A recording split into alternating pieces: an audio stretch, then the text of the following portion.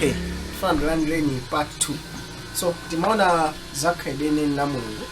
Tenaro Mulungu ndiye jani? Ndiye chigodi. Timaona nebe? Now, zimene taforokozazo.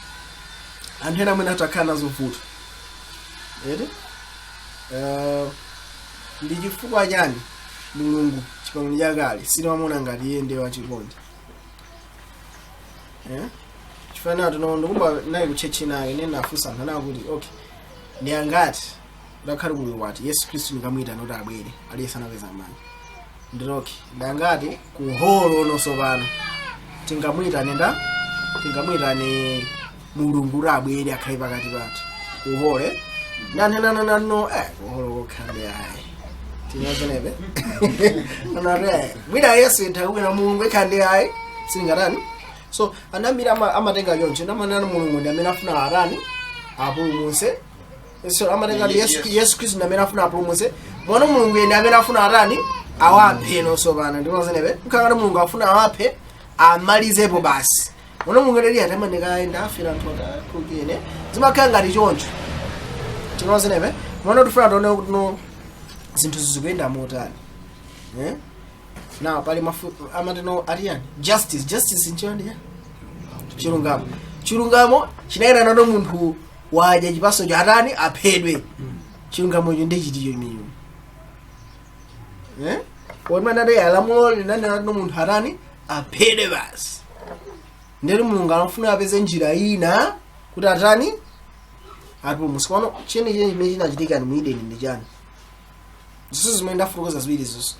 tikazoona bwinobwino m'malemba taona kuti pamakhala kuperera kwa kumveseseka kwa zinthu zine ifana no timangoyang'ana system imene inalipo m'chipangano chakale makamaka muzinsembe zije kuti munthu akachimwa wapereka cha ndeti kuti munthu asafe apereke chani mpaka lero timakhulupirira chito ife tisafe Mulungu asationonge tikapereke chani mono ndeti timakhala siri kumvesesa mmene nkhosa imapereka nanale yeniyeni ngati nkhosa imemira imapereka di moyo ngati ayi. So timatenga zimene zinalili mumafanizo nombozisanthusa mbali inayi tinozenepe ndeti tikakutenga kuti no iyayi kuti Mulungu asandiphe neti ndi mwandire Yesu ndapo sikumvesa kredene na Mulungu ya tili ndithu ana mukavesesede kathu kazinthu tenda amene kuona kuti vuto la tchimo lero tichani kuti munthu akhale woyera atani akaini moyo Mulungu akaini zimwanda tinozenepe kuti munthu akhale wochimwa atani asiyane ndi Mulungu tikupana wenepe munthu amene asiyana ndi Mulungu asanachite inayeseyo ndotani wochimwa eti kuchimwa ndati munthu walekana ndani ndi Mulungu kena kono uzichita zinthu zotani machimo nosopano tapana kusiyana kwake munthu woyera aliwera ifo yeria enizi mwana ndola zichita zinthu zotani zachiyero zolungama tinozenepe kumana munthu wochimwa ndito alekana ndani ndi Mulungu sanachite kena likonse kume komano azichita zotani zoyipano. Aroma 5 tatiyeni let's talk about it. Aroma 5 let's talk. Chifukwa chake monga uchimo unalowa m'dziko lapansi mwa munthu mmodzi ndi imfa mwa uchimo chotero imfa inafikira anthu onse chifukwa chakuti onse anachimwa. Okay tiyeni ndivesese vesi akuti kudzera mwa munthu mmodzi tchimo linabwera cha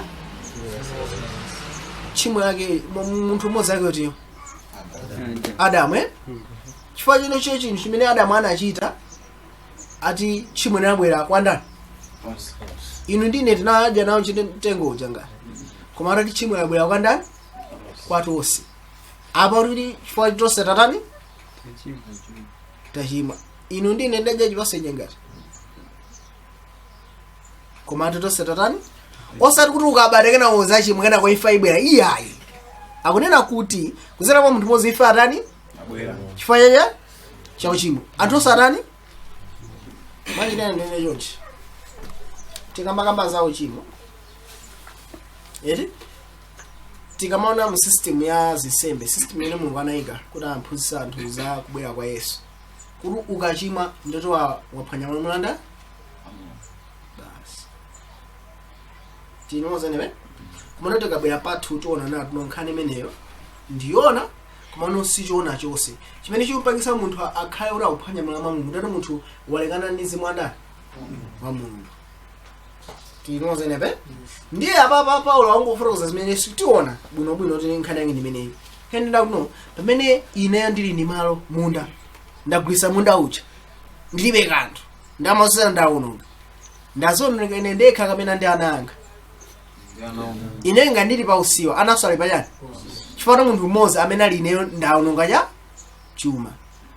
Adamu adangozilekanisa ndi Mulungu sizoti yekha analekanisidwa ndi Mulungu tosochoka kwa Adamu tosadakhala utani osauka tinozenepe tosadakhala utani olekanisira ndi yani ni Mulungu na kulekanisira ndi Mulungu tikuti ndi chani ndi chimo ndati tosochoka kwa Adamu tikubada ya mu chimo ndati sinapange kana kalikoseya kumati udabada olekanisira ndi nani tinomoza kwakulu. Okay, zimene Bible kurani ndikufotokoza vuto ndiliti kwakulu ndimene so mene Adamu ndi Hava akutani akudya chipaso chicha tiona Bible Bible study yili kumano nkhani ndono mene akupanga chimene chacho akuzilekanisa yoni nani chimene akupanga nchoti yani ife kudzera mu nzeru zatifana ndani nenga zichonje mzimu wa Mulungu atani wada mwachoka mwa iyo apezeka yo kuti ndi orani ota wochimwa pamene apezeka wochimwa Mulungu chakubwera kuti akumane nawo amene amakumana nawo kali kumene ali ndi mantha ndi ndani vuto ni Mulungu vuto ndi anthu apapa vuto ndi anthu zingati mene ndilili chonchi. Okay, nipereke chisanzo yoriya ndipereke chisanzo yakuluwa akuluwa ndikubwera tino kunyumba amene amachoka nawo zakaza kuti akubwera kuti kuno ndeta anthu anaona akwera basi akubwera kulimbe kuti akubwera kune tingona tuna akuluwa asanabwere kunoko anamba kuyenda kumaseseka umusingana kupitirira ku banana kumango sisereka ndi anthu anaona tinozenewe ndakauza kaza mwati ku banana wakataniko ndala iya akupita kulimbe ndanthu mataona kusesereka kuti basi munthu safunika nene zambiri angolekezera bari ndeti munthu mwankaza wamamba kwenda zina zake kuti munthu amene ali kutiko ndazi ayimbira ndikuno ifato manga rekodi funa ndi otani ndi mzima awonda ndi nkhani yamba kutani uvura anosopa ndota bwanji kodi eti ndaona so paposta pa jati naika timalize nyani 5 kolokwe ndakulo abwere chama 8 ino ifati no muna una traffic ndi ndawo basi nkhani ja yayipiratu nosopano tinozenepe kubono vuto ali ndi vuto yemo ndani ai ndi vuto ndana wenewo ndinkaziyo mutu mwawo alibe vuto naliro sinikazi kubono chine yachitika mutu mwawo wakaziyo chimene cha musintha kaziyo nono sangathe kwapesa akulu awa mene chimwe linabwera vuto nali Mulungu kamene ni munthu ni munthu so amene akufunika asinthe ndani munthu kumano munthu sanga asinthe yeka afuna munthandiza munthu asinthe ndani so chimwe linabwesa chikayiko pakati pa munthu ndani ni Mulungu osati Mulungu akudana ndi anthu oti anthu awa basi mezi basi ningowasiyana aferepo ndesa akubwera ndi manikayi kumana amezi nyenchimo ndilani ine ndipita ndikafera tadira nikayi anthu amira maganiza choncho mitu mwawo and it's not very childish ngaru satira ngaru nangwerenga chipangano chakale ndothera pompo fine takumvesesa kumano lero munthu Yesu Kristo anabwera ndipasa chivumbuso cha Mulungu maganiza beyonje nditi maganiza ako ndachi mwana abe mpaka lero uthenga munisumeniwe uthenga mundono Mulungu amacheza be ndi Mulungu munthu amacheza be ndi munthu Mulungu amacheza be ndi munthu sole Mulungu amacheza be ndi munthu ngono pa chifukwa chino munthu watani wachimwa Mulungu ndi amene akubwera be kwa ndani ana mabwera ndi Mulungu vuto ni nani vuto ndiloti cha moyo umene uli woyera mwa munthu sukutani vuto nditi nimene tinozenepe nditi chimene chikufunika chotino munthu apezeso to ndiotani woyera solution ikhala iti kuti munthu timpangeso naisa akhale utani woyera so plana chimusi ikhala no impumuse munthu akhale utani woyera chifukwa china tuno munthu pamene anangoti wapanga chimene chacho anapezana chimo pachandiya kulekana nda now moyo uli mwandani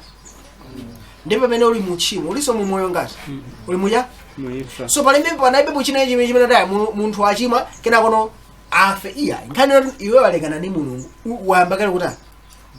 kufa nimene zinthu zimatani zimayenera zingati munthu iwe yokera pamwamba pa nyumba ndi udumba nirachiforo wadumpha pakunena munthu atani agwe basi afe basi ndiyo nchonga ukangodumpha iwe ukutani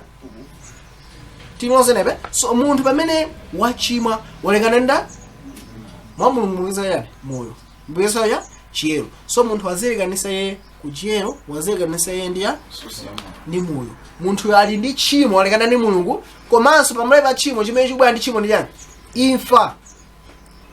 si mulungu amene anena munthu akangotenda amfunika atati afe ndiyesa kuti ayifatuno munanena kuti munthu akachimwa afe ndeneyo yayi ndilipanga zotena anthu andi afere nkhani si imeneyo nkhani ndena kuti no munthu atani walekana ndi mulungu munthu uyo akwatani akufa basi nimene zinthu zimatani zimayendera tilimozenera ndiyoti kuti munthu apumuke mulungu afunika atani apeze njira enatino papeze plan imene itapangisa munthu ankhulupirirenso ndani mulungu tinozenepe mwa munthu mukasakheso chikayiko 1 2 mwa munthu muyezeseso moyo tani wosatha plan yachi musaifuna chite zinthu zingati ziwiri izizi tilimoze everyone tilimoze now mavesi ndambi mbiri mukwaziwa tikamakamba za mulungu timakamba zote mulungu ndoyera mapendena samemba ndinu woyera yes maimbo nyimbo ngalezo ndeza mbiri memba ndi mulungu ndoyera tene tingoona mavesi ningotchula fati mukwaziwa kale ndizati mawerenga kwambiri Yesaya chapter 6 verse 1 amakamba zoti no mwamba anaona masomphenya ndani a mulungu Yehova ndipo kanjo wake unazaza chani kachisusi ulemerero wake uzaza chani tukamba za mulungu ndodani ndoyera tikamona Daniel chapter 7 verse 9 10 mapita uko akuti chani atanaona khambe yakale ndani Yehova atakhala basi khupekena loyera sisilekena loyera monga kuposa so chani chine chilichonse so tikamona masomphenya a mulungu nthawi samamuonesa ngati mulungu ndorani woyera ali ndi ulemerero wonse kuwala kosomwa chakawa ndani kwa iye tikamona Yesu Khristu akubwera ati iye ndikuwala kwa dziko lonse la chani lapansi so awo ndi maonekedwe awo mulungu right tioneni pa Yakobo chapter 1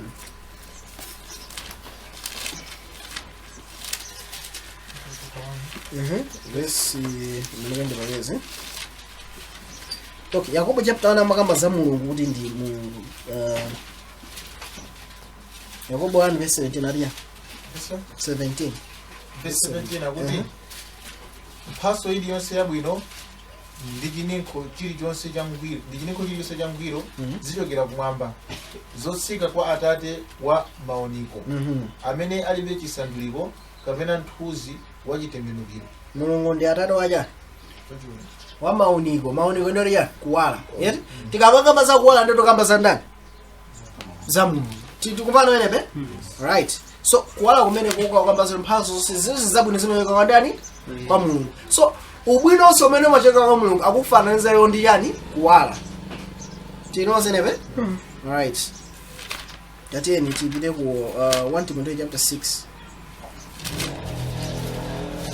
1 Timothy chapter 6 verse 16 akakamba za kubwera kwa Yesu Khristu adi Yesu Khristu ndamene anazatonese ife fumu ya mafumu kamba za mulungu 1 Timothy 6 verse 16 ali bwana verse 16 akuti amene iye yekha ali nawo moyo wosatha okhala nkuoneka kusakhozeka kufikako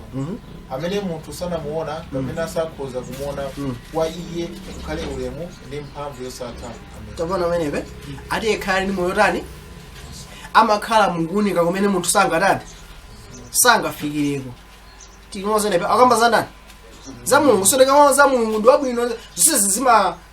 mu maso okay nene yonse iweyo kaona mphaka kudusa selo zibe kanthe tinoze nepe kono tenene kuti no ukuonera film yango yambade none kamphaka kakuda kakudusa ya msewu. Ndeti amene anayika zimenezo director anapangira dali mpaka ioneke munya msewu. Masomphenya a Mulungu amene anthu anaona Mulungu anachita kikira dali anthu aone zimene iwo anatani anaona. So masomphenya onse akamamuna Mulungu amamuonesa ye ngati kuwala ndi zina zotero zimene ku Yakobo akuza Efeso kuyimira kuti mphatso zabwino zimachoka kwa ndani? Kwa Mulungu. Tilimo zenepe manje naina tikamakamba za kuda mdima zikimira ngati no zonse zabwino zadani akamati tsiku la Yehova ndi tsiku la yani la mdima timatha kupesa tano zithano za yani sizo tino pamene Mulungu akubwera ndiyo zakhala mdima ine yodabwisa. Okay, mdima uthawa zakhala yeti kumando Ulemelero umene Yesu sakubwera kuzakhaso yani kuwale anthu azamona Yesu yakutani kumana kuthandiza kuti mdima amene zonse zabwino zimene timaziona pa dziko lapansi zatani zatha. Ndikhuipa ati tuthuwamvesa kulumikiza pakati pa kuwala ndi ulemerero la Mulungu ndi khalidwe lake. Zikuchita ichidada masomphenya kuti anthu azione choti ngati akaziona amvesera okay Mulungu ndiye kuwala, Mulungu ndiye ndi wachani wabwino. Ndikhuipa tikutha kuzulumikiza zinthu ziwiri aipa amene satha kuzulumikiza zinthu ziwiri zutha kuoneka bwinobwino chamutende ndizeni. Now Mulungu ndiye wabwino walenga Adamu ndi Hava. Adamu ndi Hava ndayani ndi abwino koma Adamu ndi Hava adani achimwa. Pamene achimwa chochitika nchani mwa munthu moyo wa munthu ndi chikayiko. Moyo wa munthu ulibeja moyo wosatha ndi Mulungu akuza kuti okay Adamu ndi Hava nga Mulungu apange ndisi muzikhulupirirabe kuti Yesu Khristu auta ndi amene azavunuse nanazo nkhani ya mbewu kuzera mwa mbewu ya mkazi ndimene izaphwanye muraja wa njoke. Manjira ina kunena kuti no tikamakamba maplani awiriwa kuti no chiyero chibwera kuzera mu moyo chiyero chizera kubwera mujani mukuzowa zabwino nzoyipa mfundo ya Satana izaonongedwa ndi ndani? Ndi Yesu Khristu. Tinozenepe Yesu Khristu ndi amene azaonesera kuti no ubwino ungwiro umabwera pokapoka munthu ali ndi yani ndi moyo. Tili limodzi ali Yesu. Alright, tendimlizeni ndi pamene no Mulungu akukhala pa dziko lapansi. Pamene akukhala pa dziko lapansi wapezekano anthu akutani akuchuluka. Tinozenepe pamene anthu akuchuluka chinechi kuchitika chifanana kuti pa nthawi anthu anambafika pa chakona kuti no akapanga chinthu choyipa palibe chimene chimachitika paja kuti chimwe mabwesa ja pamene alekana ndi Mulungu ndi alekana ndi moyo alekana ndi chiyero. Maona anthu akapeza nthawi yano akakwatira kukwatiwaso kumusiya mkazi kudya amene angadyere panga amene angathere kumanga manyumba amene angapangire kapanga mumadiru kapanga bwanji akuona tino pamene chutani akupanga chinayese amene angapangire Mulungu abe naye ja abe naye ntchito akuona kuti no pamene chimene ndikutani ndikumana nawo ndiyo chuchitika nchati in Genesis chapter 6. Genesis chapter 6 verse 3 aliya. Verse 3 yakuti ndipo anati Yehova mzimu wanga suzakangana ndi anthu nthawi zonse chifukwa iwonso ndi thupi la nyama koma masiku ake azakhala zaka 100 kudza makumi awiri. Akuti mzimu wa Mulungu mlimbana ndani ndi anthu ndakuti no ifika ndani no mzimu wangu suzalimanso ndani ndi anthu then Genesis chapter 6 tibidirize musi verse 6 akuti imanika okay wenga verse 6 aliya verse 5 aliya verse 5 ndipo anaona Yehova kuti kuyipa kwa anthu kunali kwakukulu pa dziko lapansi ndiponso kuti ndi lingaliro zonse za maganizo a mitima yawo zinali zoyipabe zokhazokha. muone ati munthu chinechi akuganiza chotani choyipa eri akapanga chinthu chotani ngati akukwatira plan yake ndiyo yipa basi ngati akupanga nyumba plan yake ndiyo tani chinesi chimene akupanga nthawi ya Nowa plan yake nkhani yake ndiyo tani choyipa basi. Manje naina Mulungu pachani palibe yetu kumano Mulungu analenga munthu kuti akhale yani mzake plan ya Mulungu kumulenga munthu anayo tino munthu akhale zakanda kuti zimene zitheke moyo wa Mulungu naye mwanda mwa munthu tate ndibizeni aliya verse 6 ndipo Yehova anamva chisoni chifukwa anapanga munthu pa dziko lapansi. Now tikamalenga verse ndimanena tonani mulungu achita kumva chisoni kuti analenga munthu kangala kodi munthu malenga soifa yani mano ngani si imeneyo yayi mulungu akupa chisoni ifa ya chinthu china ndi ifotokozerenga verse 7 aliya apaliza verse 6 imaliza ndipo anavutika mtima mwake so mulungu adavutika mkati mwa yani mtima mwake cholinga cha mulungu polenga munthu anati munthu akhale yani zaka ndani wa munthu mwafano munthu amanga zoyipa nthawi zonse sakudukizanso kuganizanso za ubwino zokhala ni mulungu ati mulungu avutika mkati mwa yani mtima mwake mwanjira ina mulungu amene analenga munthu akhale nzake mulungu amene akuvutika mkati mwa yani mundere pa china ye chimene chifunika chichitike mulungu afuna achichite chimene chimupangisa mulungu mtima wake atani avutike tinozenepe zingani munthu amene afuna akabe amavutika mkati mwa yani ngati sanachipangeko so mulungu apo afuna apange chinthu china chimene iye sanatani simplaneke sukuti achitani achipange mafunika abe achitani achichite ife chachi cholinga china chake tengani verse 7 ania ndipo anati Yehova ndizafafaniza anthu amene ndawalenga pa dziko lapansi anthu ndi nyama ndi zokwawa ndi mbalame zamlengalenga pakuti ndimva chisoni chifukwa ndapanga izo so mulungu akupa chisoni fati yeye ndamene anatipanga chani zimenezo tinozenepe ndi mulungu atafuna atani afafaniza aononge basi okay now chimene ichi chinayi chilendo tenga Genesis kufikira apa mulungu anasanapangeko zinthu kaziti zimenezi okay todeni kutwako 2:2 chapter 6 kodi mulungu kumene akuwononga zimene zakupanga chifukwa yani 2:2 chapter 6 tateni verse 1 verse 1 Solomon anayanzira kwambiri anafotokoza mbali ina imene imatithandizira kumvesa kuno taona kuti mulungu ndi abwino inde komano kuchonga nyakale msanami mulungu amaoneka ndi wabwino ngati kungonena chilungamo ine mungafuna kumakhala ni mulungu ndi amene amachitira chonga nyakale ine singafuna kukhala nthawi imeneyo yeri tedeni 2:6 sanariya verse 1 akuti pamenepo Solomon anati Yehova anati kuti adzakhala mu mdima wandiweyani ale mulungu azakhala mu mdima ya okay paja mulungu amakhala muja mukuwala kumene munthu sangatani koma ale mulungu akhala mu mdima wayani mwanjira ina mulungu amafuna achite chinthu chimene anthu sathaura kumvesesa khalidwe lake leni mdima ukhala wamkulu mulungu kuti no anthu akamatchula zina la mulungu azingoganiza zina zosemphana ndi zimene mulungu ali yani alili mwanjira ina mulungu amafuna apake chinthu chimene chicho semphana ndi khalidwe lake mulungu polenga munthu sanamulenge kuti azamuononge zimenezo sizinaduseko maganizo a mulungu koma akuti nthawi ya Nowa anthu amaganiza zoyipa bwanji nthawi ina ili mwanjira ina munthu tineno wamba kuba tineno akuba alo ambuma akuba pano palero anthu amati amene ndenu ndiya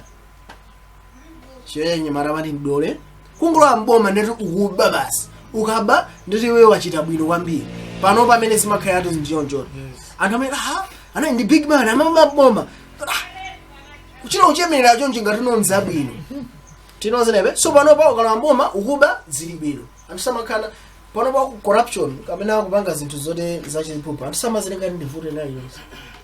si vuto also aondeli zili bwino kwambiri so nthawi waso zinayi bwanji zinayi chimozimozi pano pa nkhani amasa nkhani zokhala ndi munthu kale munthu akakhala akazanga pamati ndi wachigololo pano pa amupasa dzina lina ati ndi blesser ngati no chinthu choyipa chija achipangisa chikhaye ngati chachani chabwino nkazole akukhala ndi munthu oti ndiokwatira kale amampasa zina oti chani mati ndi hule anthu amampasa zina pano mati ndi chani mg2 kuti no khaide chikhaye no ndilabwino kwambiri moni chimene ndifuna nene ndiche munthu amapanga chochimwa panopa amatengera ngati ndi wabwino iwe utangwesera kukambapo za mulungu makhala ngati iwe ndi wosochera mizina zake nthawi zinachitika ndizi anthu akapanga choyipa lero maso apamanga chotani palibe mwanjira ina imfa ija yakafikira munthu akuba deire anthu akutenga ndiwo wabwino kenako apita amangire amaraya zimayendera mabasi maziwa anamangidwa ari panopa ngati nokumangidwako zilangochitika masoka kamwena kokubako anapheda zimayendera kwambiri amaba ndimamana kuinaka amaba ma 50 million 40 million 100 basi amaba zili nanaye analiwo wamalaika kuno amaraya amene ende zimamuyendera mona panthawi anaomberedwa wafira pale so ndikupeno pa mala ina manada kuluzi bwanji zili bwino olongani nkhani ya gold mafia tinayone makosana mama golide ku Zimbabwe ndi maingano ka Africa ena akana paka wiki zithu zibatsa kuti ningajene bwanji gold mafia mukanga tino zosekesa zino panopa anthu amaona tino pakamachire cha chinyengo samaona sukuti nzonyasa yamona ti nzabwino inenso nkhepati pene popo so chifanya imene Mulungu anamanga chinthu china chifatano chimo likachidwe apa zosada zake zimabwera bwanji mochedwa chimo ukakhala muchimo chimene ulimo kale ndi chani imfa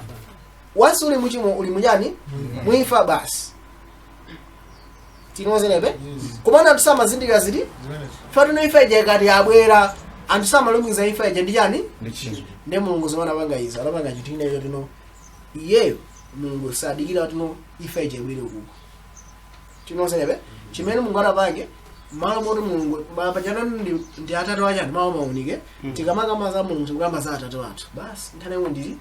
Mulungu ndi atatu na munthu akakhala ndi bambo ako kuti afika ndi china chilichonse wamanga masikandi nake amakulangiza sumava kena umazafika to wazindikira ifo to wathinidwe kena munthu ambe amafuna muimbire ndi makolo ako yeti ndiwo mabwera ubambo ako aja amatha kumvesera kuti zonde amakulangiza ako ndiyeti kakaka za Mulungu ndikwamba za ndani zatatu athu komana baba Mulungu kuwala kuja ati timamona Mulungu ndi atatu athu amene alopasi chinese imene tingafuna mwana pa nthawi Mulungu saoneka songa atatu athu iya Mulungu uja kuwala kuja wazikuta ndi jani ni ndima ya wandiwe yani mwanjira ina pa nthawi Mulungu amafuna uzotino imfa ija imene mabwera after chimo ija ayichose ukuku ayikireti pati pompa kuti pamene wachima chimo libwere nthawi imfa ibwere pati chimo labwera imfa sobwera pati tinozenepe amunga mapanga zimene zikuti chani kuti anthu azingira tino ukamamanga chimo chusada yake ndiya imfa mwanjira ina Mulungu anasiya kukhala atate wokonda anayamba nokuonekera kwa anthu amene ngati uweruza amene akubweretsa chani chilango tikuona pamenepe so Mulungu anakhala ngati ndani uweruza ndi pamene pabwera tikamona chipangano chake pamene Mulungu ndi amene amayang'ana chani zonse zachinsinsi Mulungu amati yang'ana ife nkati ndi mtu ndine kumalenga chipangano chake timamona Mulungu ndi amene akuti yang'anisa tino ndakulandira inde kwa ndikuona kuti upanga bwanji yeti so tikumona Mulungu ali amene akutiweruza chinese imene fuli kuti anthu kupanga so Mulungu apanga chinthu chino akwapasana no taleka 120 years no kulalika zaka anthu sakutani sakula chingalawa mwanjira chingalawa hija nkhani sina chingalawa nkhani lero ndo anthu atembenuke chani mitima aonesa mwanjira aonesa atembenuke alemo chani paja no panga chimene jana panga mwajani machikhupire onse amene ndi chikhupire amalo amujani mwana anthu anawa para dosa 120 years zata apo zata chingalawa chatsekedwa masiku 7 anatani kusizano Mulungu adakhale masiku 7 ajawo waonjezerana zikhesi zaka 120 atajadakalowa sizata anthu awa amuka adadi ndani Mulungu basi na munthu amene antuluka Mulungu kwa iye kuli chani imfa tinozenepe mwanjira na mwala mota adikire anthu aja azafe Mulungu akupanga ya apanga zoto okay makosa nawa ngati amafunika azafe apa ningozichepesa zonsezi zikhaye masiku angati 7 ndi masiku 7 akangotha chiguma charani chaononge zimene zidakapeza kuku zapeze pati apa tikuvana enepe so panomano Mulungu akhala munthu wopyedwa amusomana sakukhaso ngati atate akhala ngati ndani wopereka chani chilango tikuona zimene Mulungu apanga na Mulungu apanga zimene zifuna chani faina kuti no anthu asiya kuona kuti no chimo ndi imfa nzinziwi zorani ndi chinthu chimodzi chiyero ndi moyo sathaso ndi mbali ina tikumazenepe ndipo ifeje chitika chimene Mulungu anthu aona toke patadusa chigulu now izizi zinachitika kumana zinabwesa mavuto ambiri.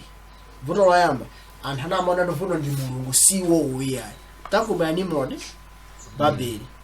pachisanja cha Babeli tangodusa mecha anthu anaona tino tikachitadi izi chilango chibwera kwa ndani kwa mulungu. So no vuto ni nani ni mulungu osati ndani. So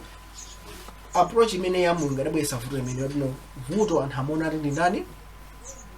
ni mulungu osati iwo uyayi. Vuto ni mulungu. Mulungu areyanga ifayana.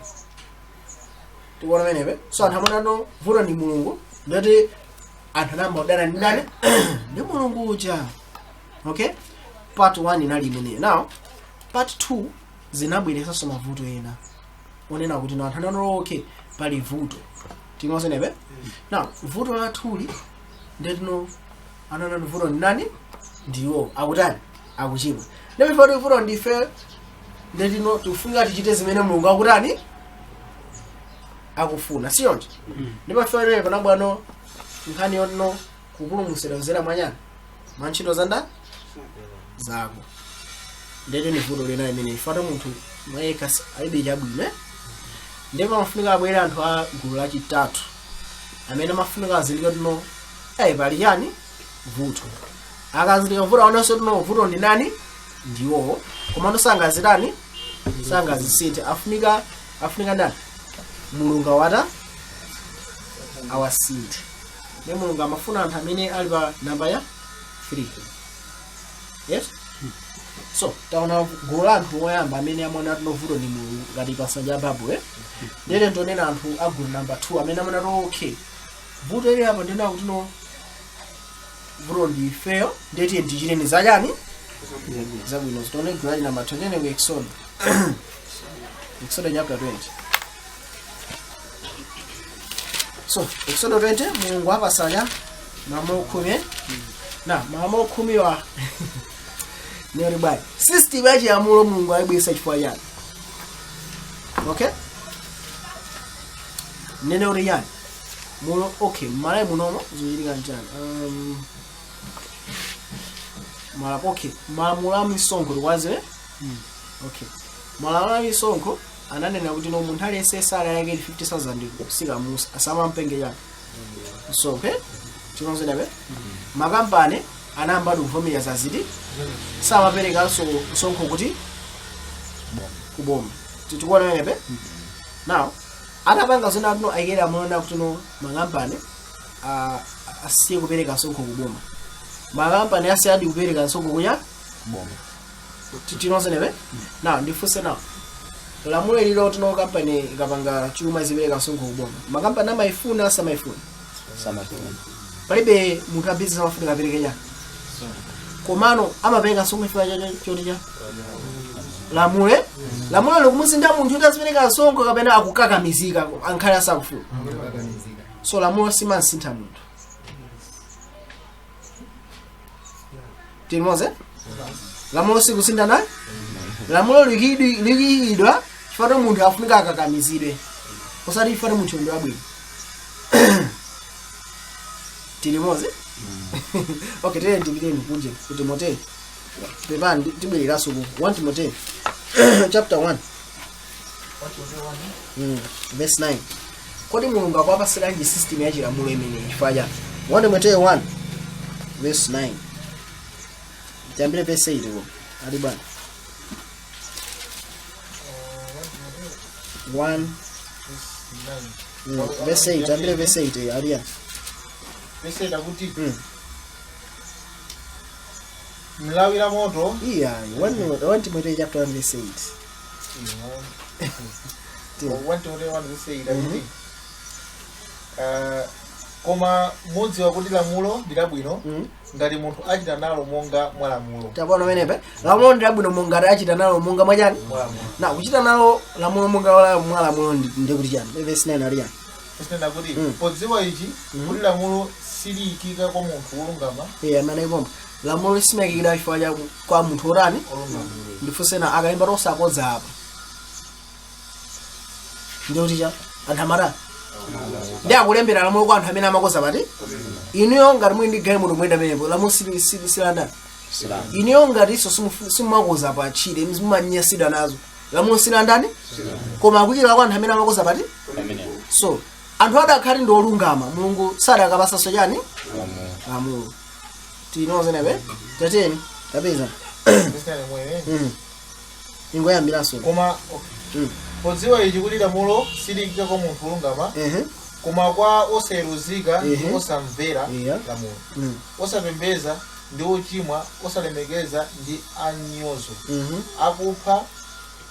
atate ndi akupha amayi akupha anzawo 10 achigololo akuchita zoyipa ndi amuna akuba anthu amaboza olumbira zonama ndipo ngati kuli kena kakususana nacho chiphunzitso cholamisa mapona amenepe so anthuwa mwanjira ina nayo anthu osatembenuka mukaona apapa posepa muthaona tino zonse kuzikamba apapa zikususana malamulo anga 10 so malamulo 10 aja mulungu akwayika chifukwa choti anthu osatembenuka tili nimozenepe. Alright, now tibireni ku Exodus chapter 20 tikapereka Exodus chapter 20 tonena kuti mulungu akuyika monso zinthu ziwiri malamulo aja no tikamaona malamulo aja malamulo angu kamba zinthu zimene mulungu iye amazona ti zofunikira ere tiperekeni lamulo usachite chigololo now anthu amene atino okay malamulo khuma kamba zakhalira ndani la mulungu usachite chigololo nifunsa na mulungu atachita chigololo mulungu angabe okay mulungu atatenge chinthu waba zonse zinachitika ndani okay manje tena usabe usachite chigololo ukufuna zaini za mulungu yes mulungu ndorani ukhudirika okay maola asabata zikuthana zaini za mulungu zungosunga sabata zikufuna zaini za mulungu mulungu amafuna ubwezi ndi ndani ndi munthu mulungu afuna akhale pamodzi ndi ndani ndi munthu titinozenepe so malamulo 10 aja kufuruza kwambiri zimene mulungu amafuna pa ndani pa munthu titinozenepe malamulo aja sodani soyipa tikumanenepe so anthu achara khali ndi abwino mulungu sadakatha kuwapasa chisimo so anthuwa 1 amafunika zoti iwo sodani soyere now ndimafuna bebani ndo ndibwerera ku Exodus 20 koma ndipite ku Numeri ndipite ku Numeri nkhani ya Dathani ndi Kora taizwa nkhani imeneyi now Dathani ndi Kora atamuukira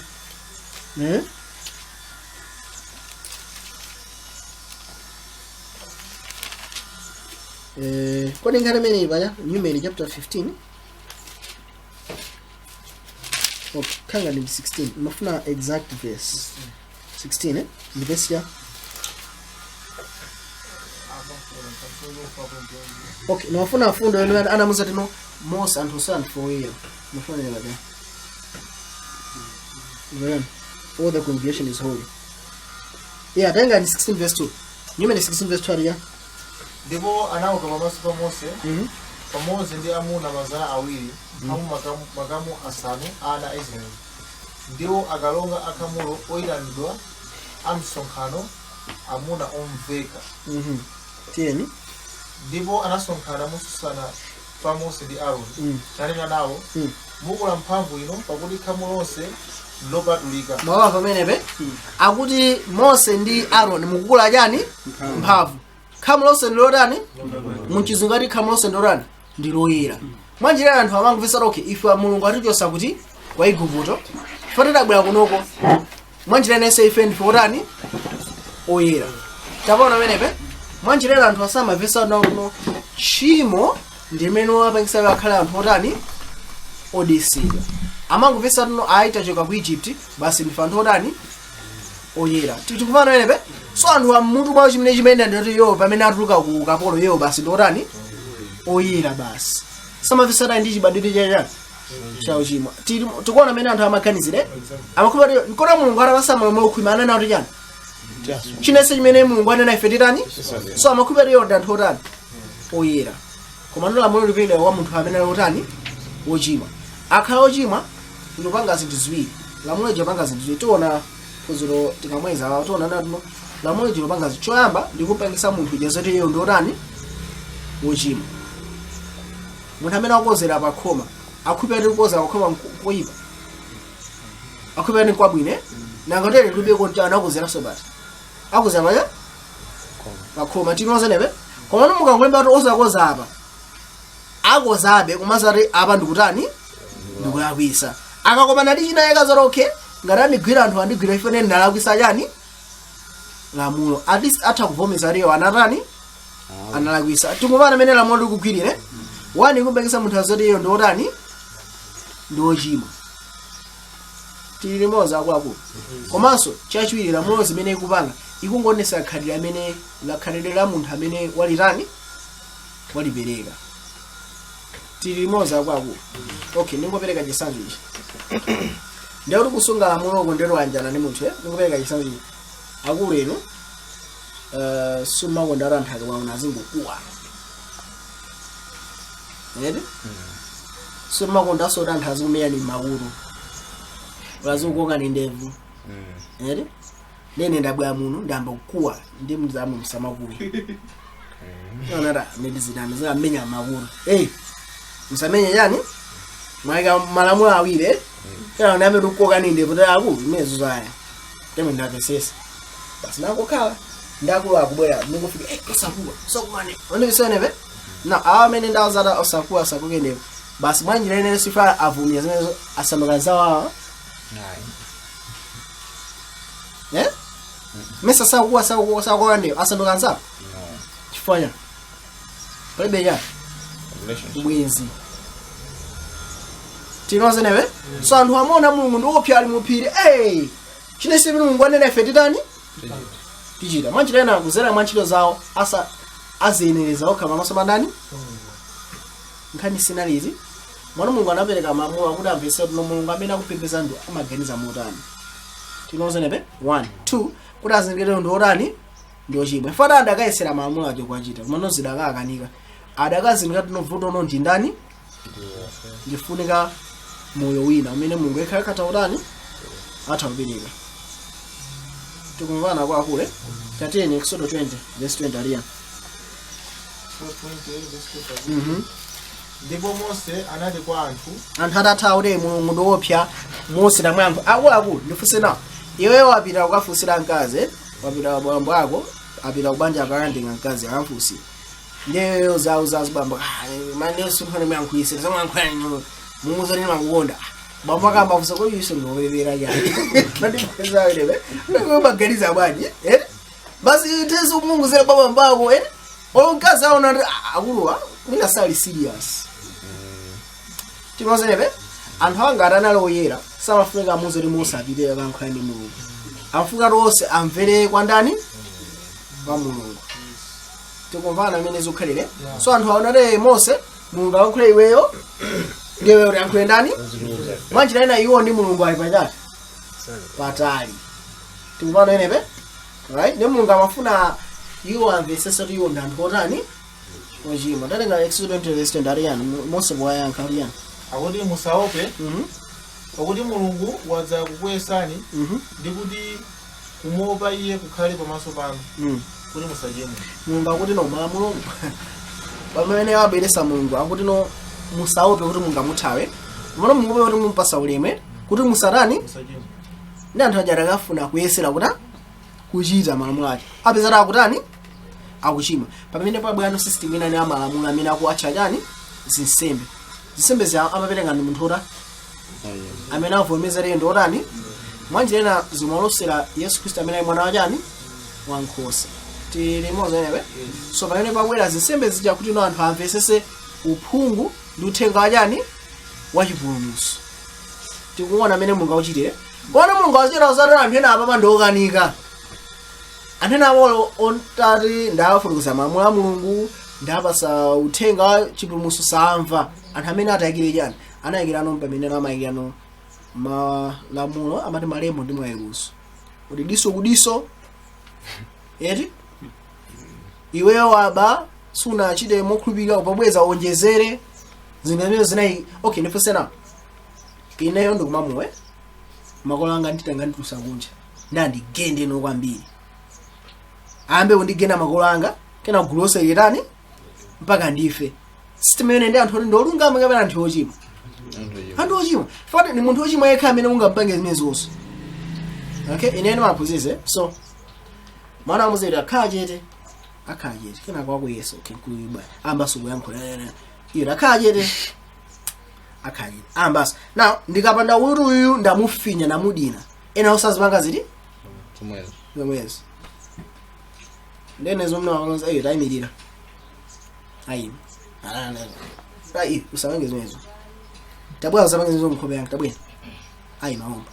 tabwera ne wakandi serious nono ubwera usabange zimezo pomwe ndayima ne mandamba upinda no malaya ubwera tabwa usabange mkhobe yangu papi nunga pandi iwe mkhabe yungu bweka ungema pati usabange zimezo zoyene ndi bano ya tayimirira taruka situlo sina kandi kunkaibira no maza no azezo natno sanga bange zimezo ine ndarani ndirabiya maso kandi wake makando birizaso tikumana naye mu njira ticheza njani maza kulunga kene majeza naye samafuna za chibwana ya tinoze nebe so ndikubanga Joseph waya ndozara anthu awa santhu tembenuka ya tinoze nebe anthu awatenga amweni chigulu chose sakafika kenani manjira yose munga ufunika atenga atena awapinde mwana atno anthu wangakhale ziza zosamva zikafike mpaka Yesu azarani asabade muti menemo tinoze nebe so akira tuno ndaika malemo ni mayani amene atapange izi mutuluse mu mugenda amene awapanga chigulu mutuluse mu mugenda anthu amene so tembenuka ya system yone siko pangisa anthu akayolani wele so pana anthu eno kuti ufike kwa Mulungu mafunika upange zinthu zinalo udulidwe tinoze nebe uzisunga majani mafeast tinoze nebe sizozichita ndetino chikhulupiriro chako anachisintha chikhulupiriro no kuti uonese chikhulupiriro uzizira mu system yachani yachilamulo chimene chichi pamene Abraham sizinalibewo Abraham amankhulupirira tinoze nebe nthawi ndulidwe anazapanga Abraham atakula kale tikupano nebe ndena osama panga chani ndulidwe kumano ngati unopita ku Yerusalemu unabeko nthawi Abraham sunga ma feasts atatu mapita ku Yerusalemu unabeko zonsezo iwo chimwa mapanga amangukumana ndi Mulungu meneyo akutani ngati nzawo timoze nebe kumano pamene akuita na chintundu cha anthu chonsechi kuti uchipange control chonsechi chikafike mpaka Yesu azabade munthu zanthu zimene zizi zinazo zosalembenuka ya so tikuwayikira chani malamulo fana anthu ndorani ndiwo chimwa tinoze nebe ndi pamene Mulungu amapanga zonda kuti kona ntantharara ngoukira nthawi imene nthakang'ambika kwamesa pati fera pati na pana izi okay wewe ntakupesese kumano inu kora Dathani ngakhale azikazi ake ana ake pati ndi anazikakhuza bwa kazeke zikukhuza bwa tinoze nebe kuti Mulungu ndiotani so anthu zajarani ameze dabombo kaida Mulungu sikuoneka kuti ndiwachikondesa baba kana kumbonga mathazana kwako mupite kuti dziko la kuti ndio meko mukaphe aliyese chabu koma manyiza mukapheso akazi kuti anaso mukapheso badi nkhosa so ni galo zonse mukatani lero tika munthu akaonera chimane ndiya genocide tinoze nebe so taona kuti Mulungu amene zimene zamapanga chifukwa chani tikaona chipangiro chakale timamona Mulungu ngatino anaziveka yekha muchani mdima leni la Mulungu silimaoneka kuti ndiye pamene Yesu akubweza kuti bwango ni Yesu ino so bana tinoze nebe kumano seze Mulungu akupanga chifukwa chani mara anthuwa sangathe iye kwafikira ngati chigulu mene alili zikangati mene zimachitika nthano waize zikhazi kutani zikilika aisazipanga zimene akutani akufuna ine sinofuna klasi ndizikalipa simandinyasa aswambiri sinofuna ndizikalipa ayi nofuna ndingopozisa chine siyene bwino mwana anawo zimakupanga nzotino zisokoneza chani china ichi chonse ngati sindaonesera mbale yanga yoyipa ina yake awa satani maphunziro sachitika mu so klasi ya ana amene ali anzeru sinangalipa chine siyenda bwino pate funa yonse wana pele klasi ya ana otino iwo mulimo mulibe kanthu yeti makanga rino no tani kodi yeti so makufunika kuonesa na kuno inuyo ndingomaliza kumapeto mafuso so tona na kuno ndine ndemwe amene ndimakhala klasi yana anzeru ndi klasi yana kuti no nzeru zocheperapo tinozenepe koma amene ndimachitira ndi anthu awa ndi motani ndimosiyana komano ndinani ndine ndemwe tinozenepe ndini cholinga pamene ndikuchita ndi awa okay now ndimakufuna kupitirira pang'ono now nthawi ikudusa ano anthu unafika kuti no mulungu uja taona kuti no pali magulu a anthu atatu woyambira kuna vuto ni nani ni mulungu gulu lachi namba 2 ndikutha kuona kuti no vuto ni nani ndi iwowe kumana kuona no apa ndoti achite zimene mulungu akutani akufuna monga na Israeli ananata chinese imene mulungu anena titani kumana amakhulupirira no iwo pochita zimene zo akhala anthu otani oyera amakhulupirira ndo otani oyera sana nzero ndo chimo ndili okay ndeti tingochita zimene mulungu achita ndeti ndife otani imene sana zingile no part ya namba 3 no taona no mavuto athu ndi awa tinozenepe mavuto athu ndi awa kuti tizithandize sizitheka tifunika thandizo lochokera kwa ndani wa mulungu ndi pamene Mose anali okay tete tioneni pa Exodus chapter 33 okay tawaza Exodus chapter 33 okay ndi 34 mwina ndingopereka kuti mukawerenge ife nthawi komano Mose anafika no ambuye ndifuna ndione ulemerero wanu tinozenepe anafuna one ulemerero yani tikamakamba za ulemerero wa mulungu kamba za yani zakhaidi lake la ndani umati pa nthawi sinayi nthawi yoti mulungu atha kuonesa khaidi lake lonse apo mwendepesa inepe ndiyeno mwachifanizo munganamuza tino uona chani sana anga okha eti mwachinena Mose anaona khaidwe mbali imodzi ya khaidi la ndani la mulungu tikaona nthawi ija imene mulungu anamuza Mose waona anthu apanga mafano na Exodus chapter 32 anamuza okay zimene tapange ine ndafuniza anthu osewa ndipanga mtuneno chiko amandani Mose anena ambuye chona msawangire akangoti mwapha anthu afuza kuti amatu soda kaphe kena mulungu analoke chabwino sindipanga chinthu choyipachi tikuona menepe mwachinena Mose anambaona mbali na khaidweni na ndani kumbe sina izokwanira ife tino akapeza munthu nake walakwisa akutola nkhuni tsiku la sabata sinuzaleka amafuna akaphikire kena kanadwala kana kuti waukira yeti chabwino koma nkhani ndora kutola nkhuni tsiku la chani la sabata nkulu Mose akafunsira kwa mulungu ngati akula amene tamugenera aphere ati pompo tinozenepe mwanjinena Mose anangona mbali ya khaidi ya mulungu pang'ono kusana kokha sanaona ulemerero wonse ndikhubi ati tinozenepe machapter mukawerenga mizati munawerenga kale right ndopitirize okay now tikubwera no kusogolo no pamene Yesu Kristo akutani akubwera ano sopano nthawi ija ya chilamulo ija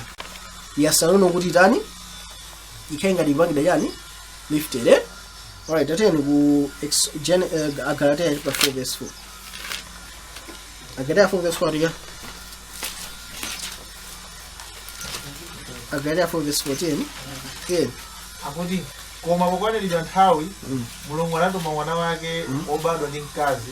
obadwa wakumvera lamulo muona menepe pamene Yesu Kristo anabadwa munthu ati no chilamulo chimalamulo abe ndani anthu ndikamba za chilamulo ndikamba chisystem chonse pa Yesu Kristo arangobadwa anafunza kuti akapereke nsembe chifukwa cha iyeyo tikumbukire anapita kukachise Yesu Kristo anadulidwe siyonjo Yesu Kristo likamawerenga Bible amapita kumapando onse amene mulungu analamula kuti anthu azitani azipita amapita siyonjo so Yesu Kristo anasunga ndithu chisystem chonse chifukwa anabadwa pansi pa system iti imeneyi tilimozo yenepe right now tena ku vilegus okay tebele mu Yohane ndi zipita Yohane ndi Hebrew back to back tena Yohane chapter 1 tafika hapo verse yake ya 17 aria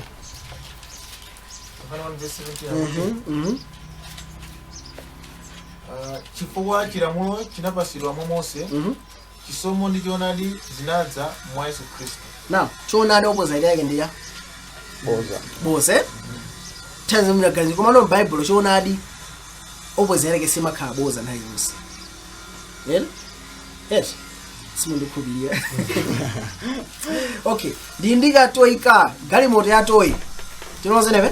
galimoto yatoyi ndi choonadi kapena ni model cha ni model galimoto yeneni ndi yani choonadicho tikufana nepe galimoto yatoyi si choonadi ya ni model chabe ndi chithunzithunzi chabe.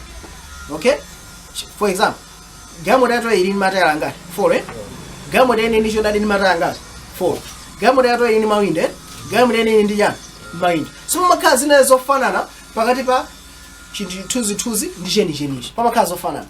komana akuluakulu chenichenichi chimapambana kuposa toyi mozi chidole mwana mkazi amayembekeza sera chidole chikhala ndi maso makutu chinechi chonse imene mwana amakhalire. Komano akuluakulu munthu amene akafika zaka 30 nomaseresabe chidole anthu athu amapeza kuti mutu ake mwina asumagwira bwino bwino timozenepe. So tikamakamba za chikhristu ni ndine anthu ambiri amapanga be ubale awo ndi mulungu kuzera mu model imene akuti model imene ndi system yachani ya chilamulo. Tikufana wenepe chilamulo chisine jonadi system ya chilamulo kamba ya system yonse zisembe. Okay, ukapereka ni sembe okay niwene yonje wachimwe ubeka chisanzo chioneka wachimwa iwe munthu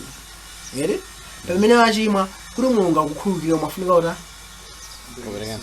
mwanjira ina kupereka sembe chemba sitha malingaliro andani a mulungu. Iwe ufuna mulungu akukhululukire munthu sanga akukhululukira mulungu angokana afuna kukapereka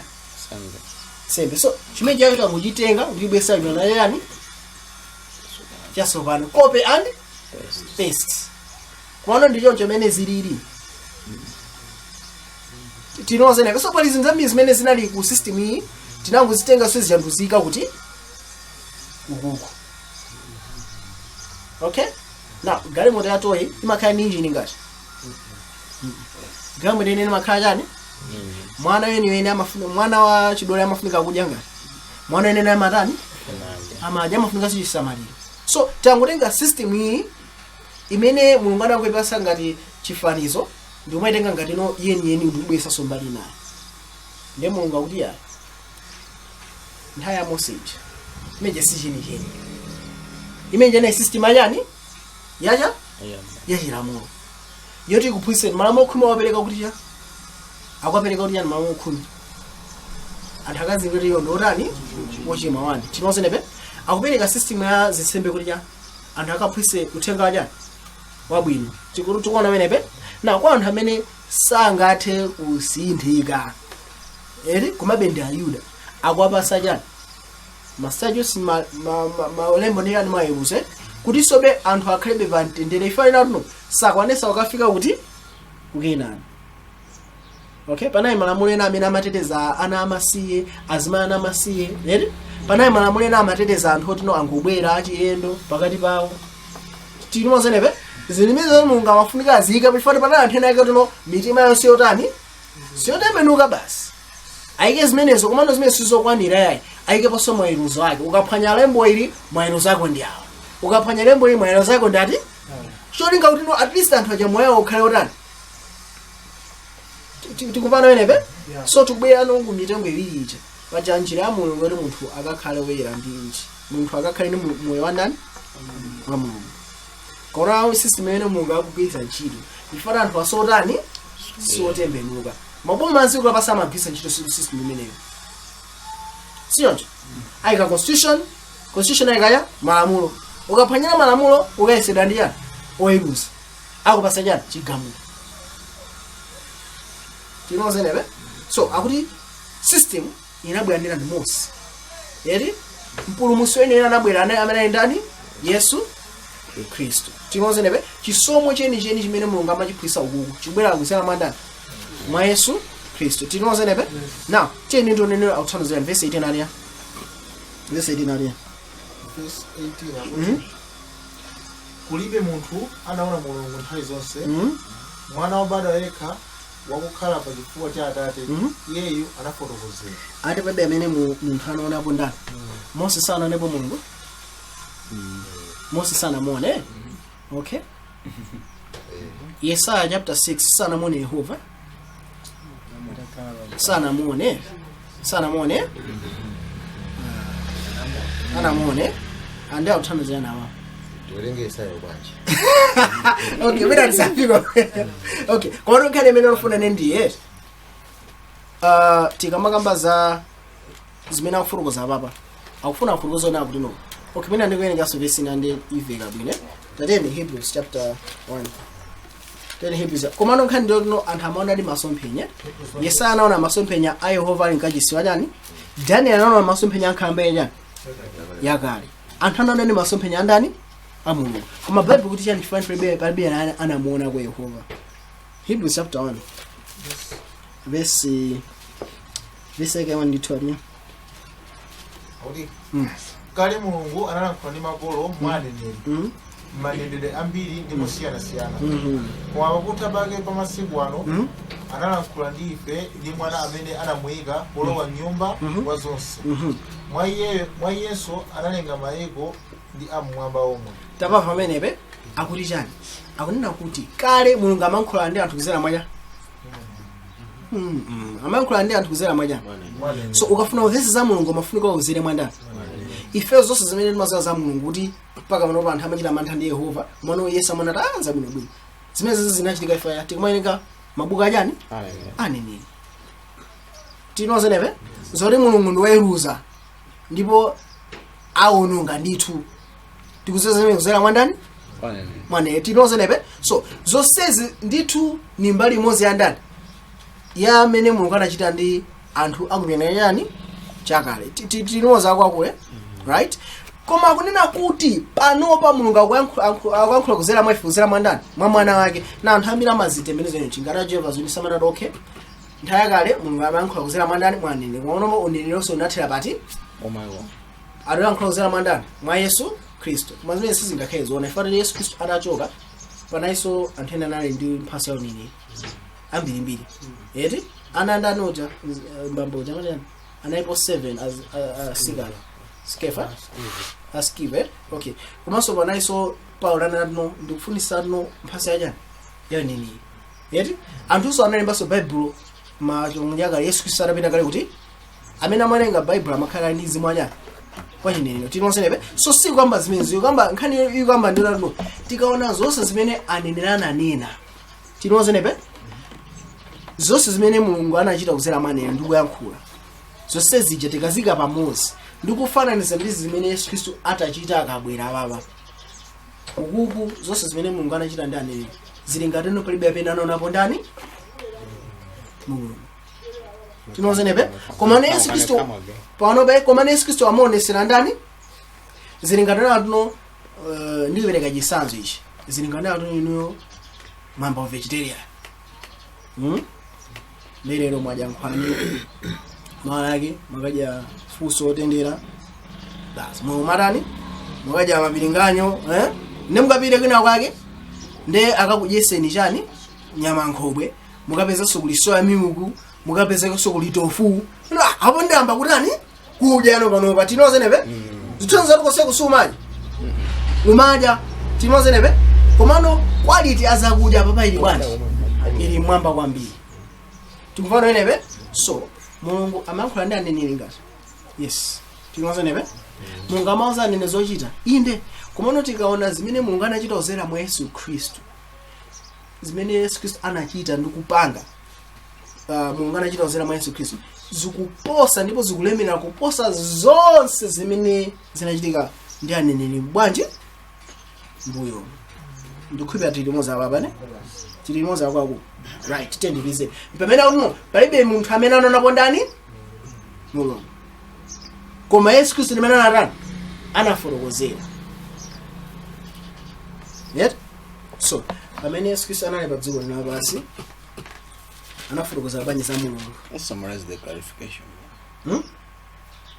Okay zonse zimene Mulungu anayankhula kuzera mwa aneneri ndi zonse zimene Mulungu anayankhula kuzera mwa Yesu Kristo zimene Mulungu anayankhula kuzera mwa Yesu Kristo nizolemera ndipo nizoposa zonse ndiye nicho chimene Mulungu alili. Okay ndibereke verse 10 Matthew chapter 4 verse 16 verse 4 verse 6 Matthew 4:16 okay chipangano chakale kose kutokonda kuti Mulungu akukhala mukuunika kapena mundima so chivumbulutso mene Mose ankachitira ndi Mulungu ndiye naosewa ndi mulungu ali muja Mdeni. komane pamene Yesu Khristu akubwera chitika nchani Mateyu 4:16 aliya verse 16 akuti verse 16 anthu okhala mu mdima adaona kuwala kwakukulu ndi kwa iwo okhala m'malo a mthunzi wa imfa kuwala kunatulukira iwo. kuzera mwa Yesu Khristu kuwala kwatani ndero mulungu salinso muja tikaona Yesaya chapter 9 verse 1 mpaka 6 akutiza funa no verse iyi ndiyo chipano chakale Yesaya 9 verse 1 mpaka 3 ndi 6 akutiza funa no anthu amene akukhala mu mthunzi wa imfa kuwala kwatani paja undima umene ndi uli yani mene mulungu amachitira nawo monga osale mwa khalidwe lake koma panga zimene zifuna chachilinga tinaona kachilinga chani tinosenepe ndiye pa nthawi iyi pamene Yesu Khristu abwera akuti chikuchitika nchani kuwala kwatani kwafika ndiyeti mulungu achita nawo anthuwa achita ndi inu ndi ine monga amene mulungu cholinga chake chinali kuyambirira mulungu asanamve chisoni muchani mumtima wake mene mulungu amachitira ndi anthu amene nthawi Adamu mpaka nthawi Nowa mulungu achitanso nafe munga bwanji chimozimozi tilimozi.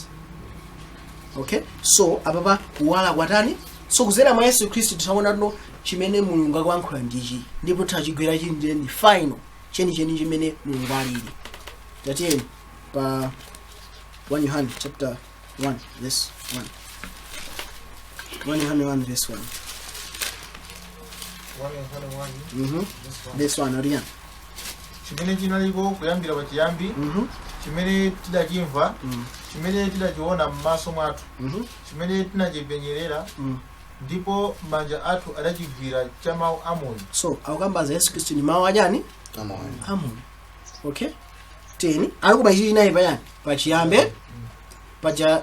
anaimba Yohane buku la Yohane ndiye yemwe akulemba sababa so afuna atibwezere safe kuti ku Yohane ndiye bilaso ku Yohane manduti ndibedizeni verse 2 adiyan verse 2 kuti ndipo moyo unaonekera imana ibomba moyo unaonekera moyo wako kwamba unaonekera papa si moyo wa munthu chabe yani moyo mene unaonekera papa si moyo wa inu ndini chabe wandi moyo ina apadera tiona pompa ntapiriza kuti ndipo moyo unaonekera ndipo tidaona ndipo tidachita umboni ndipo tikulamulira ni moyo osathawa umene unali kwa Atate noonekera kwa ife. So moyo umene unali mwa Yesu Khristu ni moyo umene unali mwa ndani moyo wanji umene wa mulungu paja moyo wa mulungu tikamati mulungu tikambazaja ubwino kera kwaja chikondi kera kwaja chiyero zonse ndi mwa Yesu Khristu zimene zinatani tikamati mulungu ndiye chikondi zinaoneka mwa ndani. So Yesu Khristu anali ndi mulungu komanso ndi jani ndo munthu pangati umulungu ndi jani moyo wajani wabwino ndi jani wandija chiyero unali mwa jani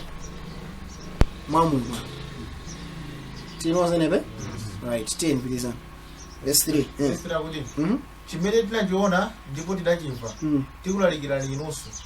kuti inunso mukayanjane pamodzi ndi ife ndipo chiyanjano chathu chilinso ndi Atate ndipo ndi mwana wake Yesu Khristu. Akuti ophunzirana kukhulupirana ife chiyanjano chathu ndi chiyanjano chathu si ya Yesu Khristu yekha komanso ni ndani foti moyo umene unali mwa Atate ndomonso uli mwa ndani mwa Yesu Khristu. Zimene Yesu Khristu wapanga ndi zimene mulungu adakatani anapanga na ate ndonene Yesu Khristu anakhala bwanji pa nthawi imeneyi ampeza mzimayi amene ali mchigololo wagwira chigololo anamfunsa kuti yani muchilamulo cha Mose zinani amene atani zinayizoone alipeka zimenezo nda mulungu siyoncho kumene Yesu akuti yani amene ibe chimara anthu anamukenekani kena anamuza zimayi jopita usakata sizatino mulungu mene amatonani ndineyo pamene tidachimwa mulungu afuna atiphe safuna atiphe safuna atitani chimene mulungu cholinga chake pa chiyambi chinecho tichani pokulenga munthu cholinga chinecho cha akhale ndi ubale ndani ndiye munthu ngakhale wachima cholinga cha mulungu munthu akamuphe ndani ngachimano yakale mulungu amabweresa chilambo sezo nato munthu uyu ndi cholinga awine ndikumupha uyu iyayi nhenero ya munthu uyu apapa akuchima safuna safumize akuta ifa alikale muchani mwifa ora khati no munthu uyu atani amusiye akatani apitirizabe mpaka akakomana ndi chani ne mulungu chipangano chakale anakhala mwiya mundime anangochosa chimene chimamuyembekezera munthu ndi chibwesa pati zimene mulungu anapanga tinozenepe adakhala mulungu asiya anthu aja achina Dathan ndi Kora aja adakapitabe kuchani kuimfa fone Dathan ndi Kora amafuna atani atenge anthu aja atamene zapite kuti ku Egypt mkanizani ku Egypt adakalandira anthu aja tinozenepe sizidakatheka okay so anthu ambiri amene anakhala kunjipulani chaka imene anakhala anakumana ndi zokhoma ngati nthawi ya Noah ichi chigumula kwaononga olo anthu aku Sodom aja yeti anaonongedwa ndi moto straight kuchoka kumwamba anthu amene aja adakhala mulungu asiya anakafabe ndi kuonongeka chifukwa okay nkhani ya muno kugona nokhaoka tangu zipangani search bakhala matenda kuti kuchipatala amachazati matenda asa munthu ina aliyense pa matenda awa ndi munthu ane magona ne mamuna zake basi pamene kufunika kai special ngana ndikuona ndi special clinic basi iwafunika ikhalipo kwa anthu amenewo so anthu aja adakaonongekabe basi mono Mulungu aponga okay ngakhale zitatenge nthawi cholinga chilango chawo chingobwera pati pompa tikufana wenepe kumano kuzera mwa Yesu Kristo Mulungu aonesa ya Mulungu siyana vyonge chake kuti atani akaononge munthu amene ali ndi chimwe ayambe kutani ndakumfusa okay alipo amene amakususa iwe ali kulibe ambuye ndawo Yesu akuti piza ineso sindi kutani upira usakatani manjira ina Yesu Kristo akuonesa zimene Mulungu adakatani pada kale Mulungu alipo mpacha Mulungu adapanga bwanji chimodzimodzi ndiyete ntioneni Machitidwe 10 verse 38 aliya tariwerengeni Machitidwe 10 verse 38 verse 38 akuti za Yesu wa ku Nazareti kuti Mulungu anamdzodza iye ndi Mzimu Woyera ndi mphamvu amene anapita nachita zabwino nachititsa onse osausidwa ndi mdierekezi pakuti Mulungu anali pamodzi ndi iye yeah okay Yesu Kristo anazozidwa ndi Mzimu Woyera ndi mphamvu so munthu amene ali ndi mphamvu Yesu Kristo anagwiritsa ntchito bwanji mphamvu tinozenepe munthu akakhala kuti wafika pa president kapena afika pa unduna amazana mpanga zinthu zosiyana imene analili ndanthu amati sana sinthe anali choncho ndi kale mone chimwe chakumonesa amene alili anyways mone nkhani ndena kuti no Yesu anali ndi mphamvu eti zopanga china chilichonse zimene asona ipandani pa iye Yesu anagwiritsa ntchito bwanji mphamvu zake tiyeni kupitira chozizwa chambe imene anapanga kukena eti anthu akusangalala ndi chikwati amonesa Yesu Kristo ndochezeka mwina nakuchani mwanjirena Mulunguso atakwita ndisa kuti sizoti kunayo ku church kunayo ku hall kuna izo kumwe timozenepe now akusanga naye Yesu kuja bebe vuto kena kono chichitika nchani akuti zamwe zanadi zati ndamu za aya Yesu aziwa apita kwa Yesu siyakumati ya tratiniza nthu nthawi kasenatani sinafike kuti ndiyambe kupanga kuti ndikuonekera koma mayake akumuziwa mtima akandani yes zingatene saka uzamweni abantu sizukuyenda umfo akuforokozere ndewe wewe ngakha kuprokozere ulibe yani ulibe kanthu nona awe tabwekeni 10,000 umuza zakuja koma akuforokoza kuti okay ukumuza nyiza kuti ulibe 10,000 for yam forokuzwa mtima wake ngakhale ibe china chichonse atha kupeza njira yoti akubwereke chani kapanga ngoleyo payekha koma apangazoleweyo ukhaindi chani so maka amanzo mtima ngakhale wanena tuno nthawi kesanafika amaza mtima akandani anakhala naye nthawi yonse akwazako chinesana kuzini mutani muchiti kina anthu aja kubwera kina kono vinyo jarani wachi na fusana maonda fusana kuno na tangata amene anapumuka chifata na mavinyo amenewo anazoa na tukhaja amene anastenga mazi ndikuike tinozenepe na tangata anapumuka chifata na mavinyo amenewo Palibe. ya mkhuni maona nati palibe kumana Yesu anapanga chifukwa chani tifane no Mulungu cholinga kumwalengana amafuna kalenda zawo so Yesu abwera kuchisangalo vinyo anthu asatani sasangala so napanga zina anthu atani asangalale imene ni Mulungu imene analili imene Mulungu anali ndi Adamu chimozi mwese imene Yesu apangira ndi ndani ndi anthu awa tikuvala menepe tentipitirize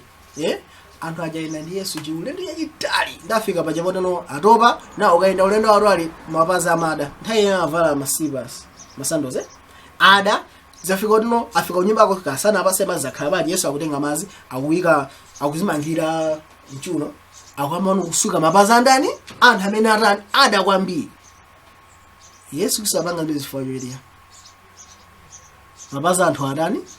ada basi kuna kusuka yani mapazi yawo mulungu ndati adakhala ali apapa naisa adawanga bwanji chifukwa anthu atani ada mapazi angu funika atani asukide basi.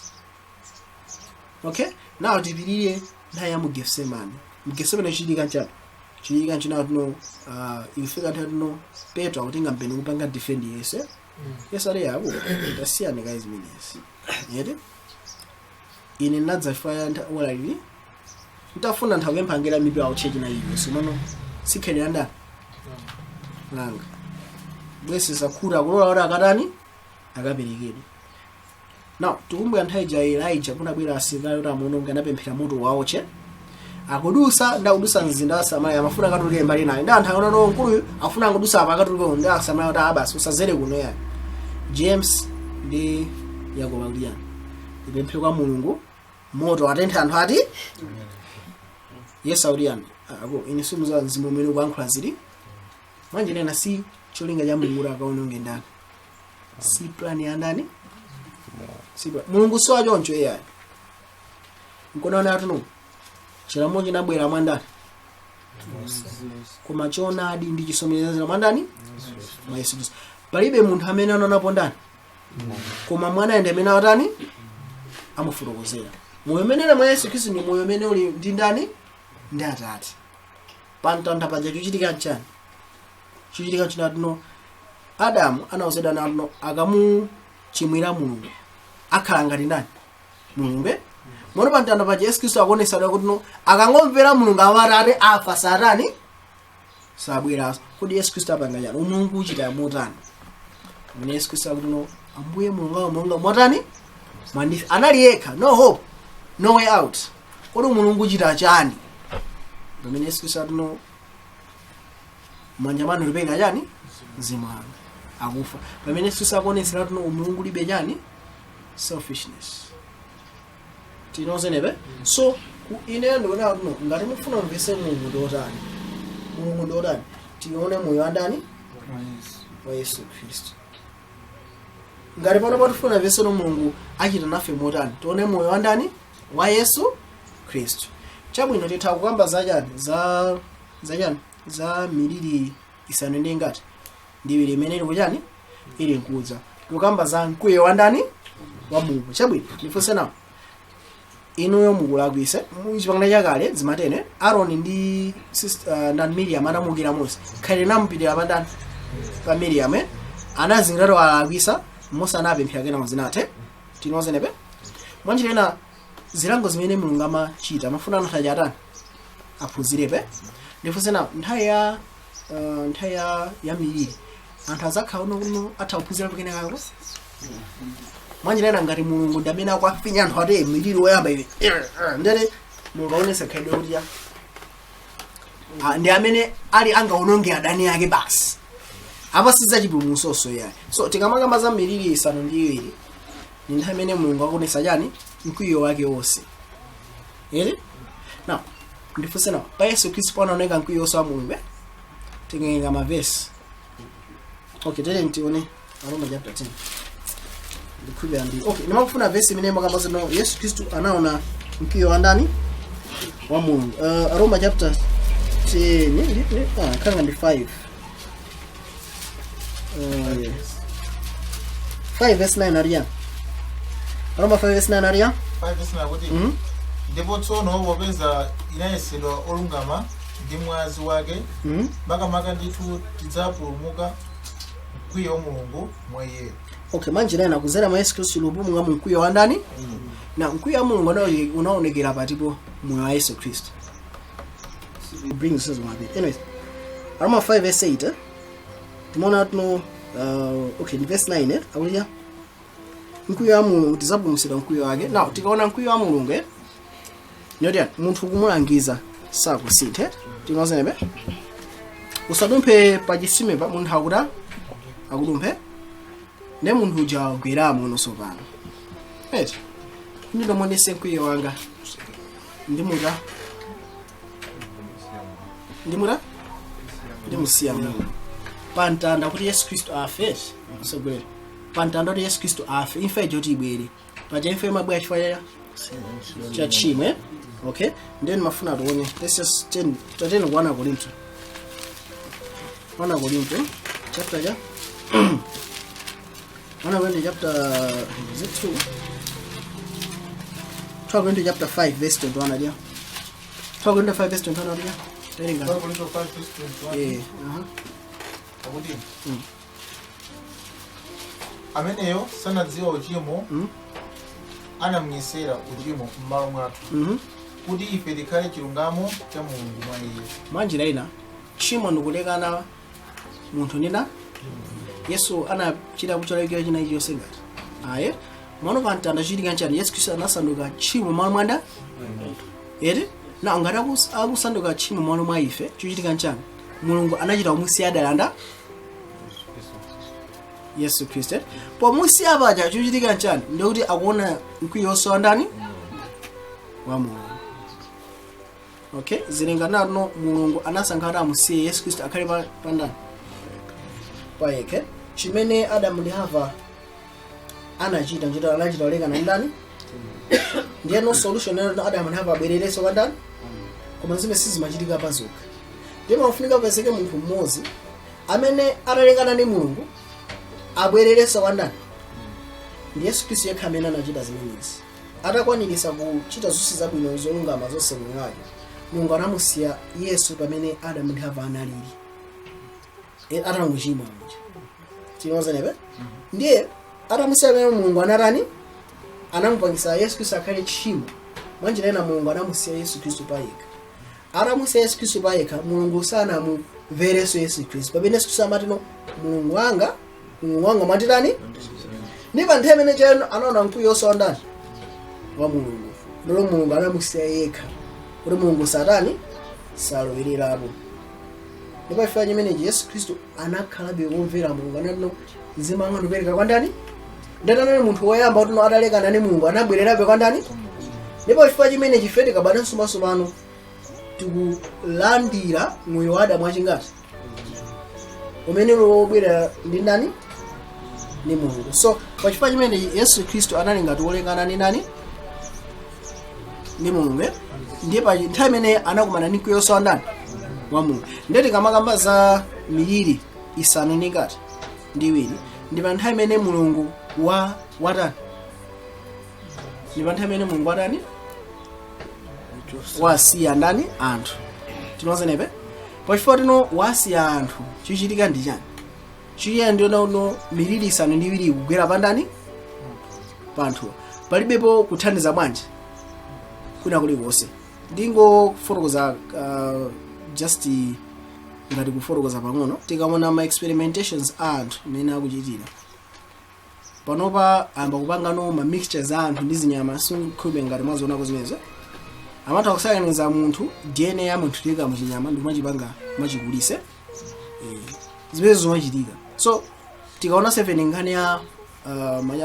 mankhwala amene wapakida panope amatha kukhala kuti natha kusinthaso mene munthu angamangira chani function chinoze nepe so pachitika zinthu zambiri zimene zingathe kuononga ndani anthu okay kumano Mulungu nthawi yonseyi akuti chani akugwira chani akuzigwira mphepozo so pamene Mulungu akuzisiya mphepo zichitika chani zosatira zonse za munthu zimene amagwiritsa ntchito kuti alimbane ndi chani ndi chilengedwe cha Mulungu munthu akukumana nazo pamanda Mulungu kutani kulowererapo chifukwa tikaona miliri isanu ndi iwiri tiona nawo no ndi pa nthawi imene anthu akutukwana Mulungu ndipo sakutani sakulapa so pa nthawi ino anthu akamamanga zinthu timati akuluakulu anthu ali ndi hub technology panopa anthu amatapanga mvula pawokha zimene zingati kuzizwe zimene zo Mulungu akutani akuzigwira okay kupanga tamba ndi chilengedwe nzopsa kwambiri fona Mulungu akutani akuzigwira anthu amatapanga mankhwala kuti aononga munthu kuyamba kuwapasa anthu mankhwala aja ndi kumapanga no study anthu aja kwatani akwapasa kale munthu Mulungu akugwira bejani mphepozi kumene fika nthawi ino pamene anthu atasankheno mark of the beast lemba la chirombo pa nthawi imene khatino anthu amuchoseratu Mulungu moyo wandani moyo wawo ndipo nthawi imene azakumana ndi chani ndi tukamba za mkwiyo wosowa ndani kuti mulungu asiyiratu anthuwa palibenso chipulumutso chimene chingadze kwa ndani kwa iwo ndipo chifukwa chimene azakumana ndi zosatera za zimene anthu akhala akuchita pachani pachilengedwe kuzaona na madzi akusanduka magazi ndi zina zonse zotere izo zikuchitika zikwasatira kena kumamba kugwa chani mwamba kuti miyala ngati yayikulu ngati yozaza chani za nyanga la snow so pachitika zinthu zambiri zimene ndikazona zochitika zambiri zochitika kuchani kuchilengedwe okay so tonana kuti zonse zosatera zinthu zoti mulungu asiya anthu amene amukana iye kuti akumane ndi zosatera zomukana ndani zomukana mulungu kumona nkhani nakupita umeko chifukwa ndi mazerako kumana nkhani ndionera kuno timakufuna nano mulungu ndiye chani chikonde kuzera mwa Yesu Kristo timaona khalidwe ndani la Mungu wakuti wakumwamba. I think imendelekezera umenepo so zanga libali ndi mangano mafunso aje kamana ifari pano ndi half 12 timutakwa fusira kunali fusira yambira kuna wako kocha okay